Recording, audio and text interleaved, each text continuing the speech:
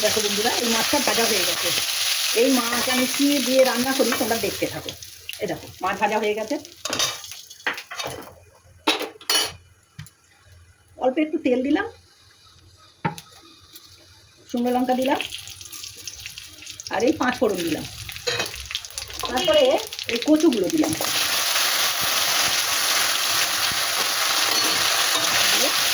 নাড়াচাড়া করে নেব। একটু লবণ দিলাম,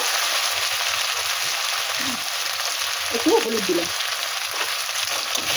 ভালো করে নাড়াচাড়া করে নেব। দেখো বন্ধুরা, এটা ভাজা হয়ে গেছে। এর মধ্যে তাহলে হলুদ লবণ দিয়েছি আর 5 ফোড়ন, শুকনো লঙ্কা দিয়ে এই ভালো করে ভেজে নিলাম। এরপরে এর মধ্যে জল দিই।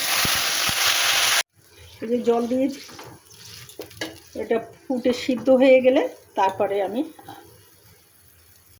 দেখো বন্ধুরা, এটা নামিয়ে নিলাম। নামিয়ে দেখছি কচুটা, হ্যাঁ কচু সিদ্ধ হয়ে গেছে। আর একটু হলে ভালো হয় সিদ্ধটা।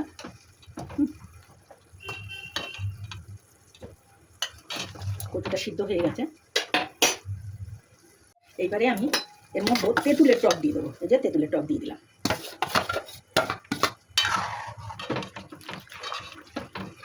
এই যে তেঁতুলের টক দিয়ে দিলাম।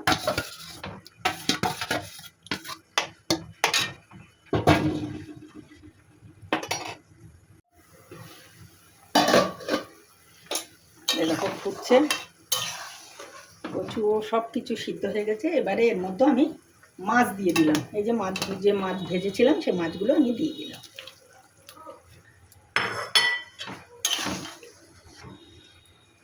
মাছ দিয়ে দিলাম, একটু লঙ্কা থেঁতো করা সেগুলো দিয়ে দিলাম। ওই যে লঙ্কা থেঁতো করা একটু দিয়ে দিলাম। দেখো বন্ধুরা, এই যে আমার মাছের টক, কচু দিয়ে মাছের টক হয়ে গেছে। আমি গ্যাস অফ করলাম। এই দেখো, তোমাদের পছন্দ হয়েছে? যদি পছন্দ হয় তাহলে একবার লাইক কমেন্ট করো। মাছের টক এইভাবে খেতে দারুণ লাগে, নোনা মাছ বিশেষ করে। টাটা বন্ধুরা, তোমরা সবাই ভালো থেকো।